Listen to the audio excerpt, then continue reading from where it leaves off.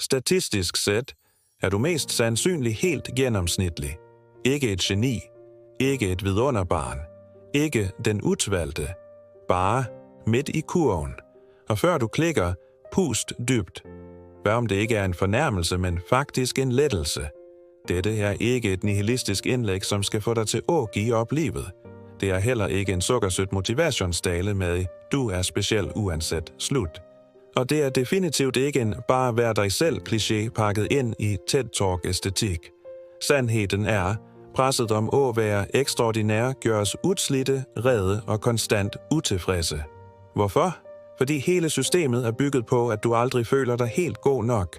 Du må altid gøre mere, købe mere, forbedre dig mere. Og ved du hvad? Det er ikke din fejl, det er psykologi og sylskarp markedsføring. Lad mig vise dig, hvorfor ideen om, at du har en guddommelig livsopgave, er en psykologisk fælde. Den er statistisk set usand, og designet for at holde dig fanget i evig selvforbedring.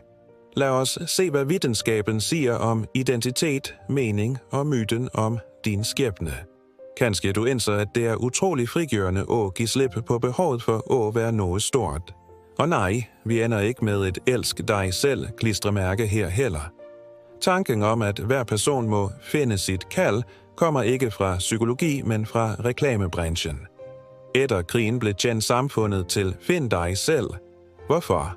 Fordi folk, som tror, de har uforløst potentiale, køber mere. Flere bøger, flere kurs, flere coachingtimer. Velkommen til den moderne meningsindustrien. Spirituel livsstil. Universet har en plan for dig. Bedriftsverdenen. Gør det, du elsker, så jobber du aldrig en dag i livet. Influencer med ringlys. Du er en tanke uden succes. Resultat. En hel generation, som føler sig værdiløs, fordi de ikke vågner med brændende lidenskab hver morgen. Det ironiske.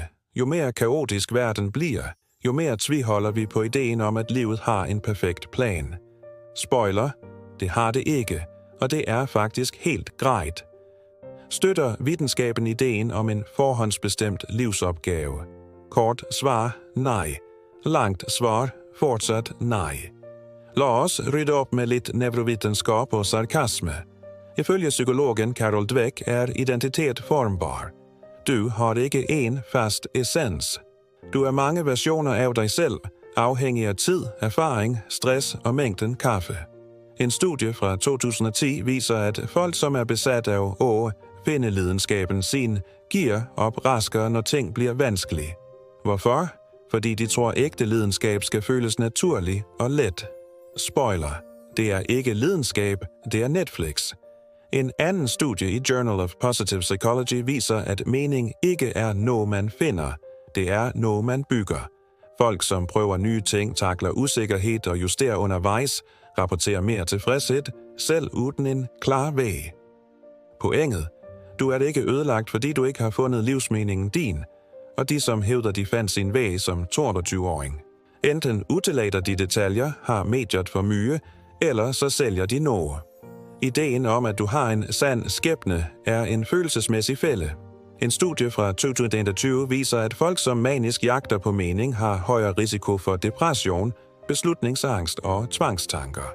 Fordi når mening bliver lig identitet, bliver hver afgørelse livsafgørende. Mange oplever ikke udbrændthed bare fordi de gør for mye, men fordi de tror, de lever fejl liv. Du føler dig ikke tom, fordi du er lat, men fordi du tror, du ikke gør det, du er ment for. Men kanskje du ikke er ment for noget specifikt.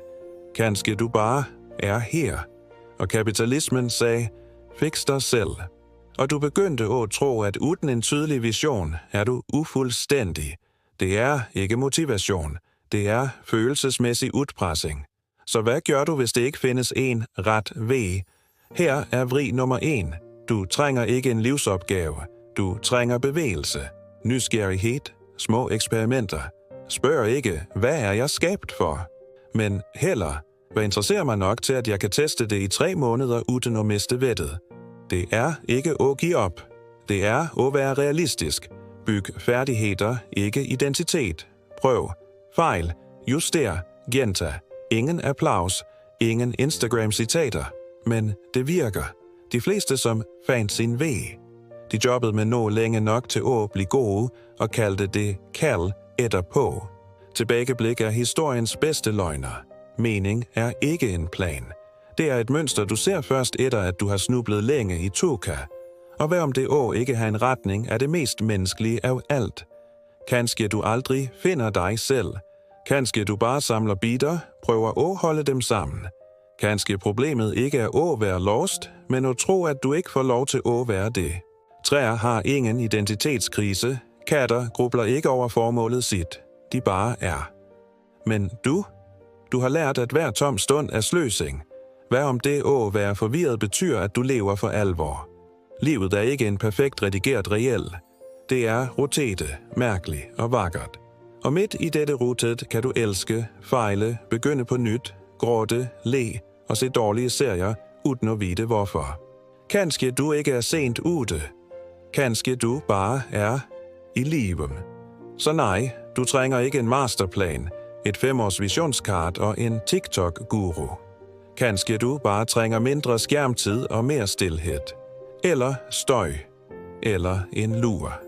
Hvad end som hjælper dig at holde ud i dette kaoset. Og hvis denne videoen ødelader dig emotionelt på en god måde, send den til nogen, som også trænger at høre, at det er greit at ikke have alt på stel. Hvis du liker videnskab, svart humor og tilfældige eksistentielle indspil, abonner. Velkommen til Kaosets Coach, der fakta knuser drømmer, og det faktisk er helt grit.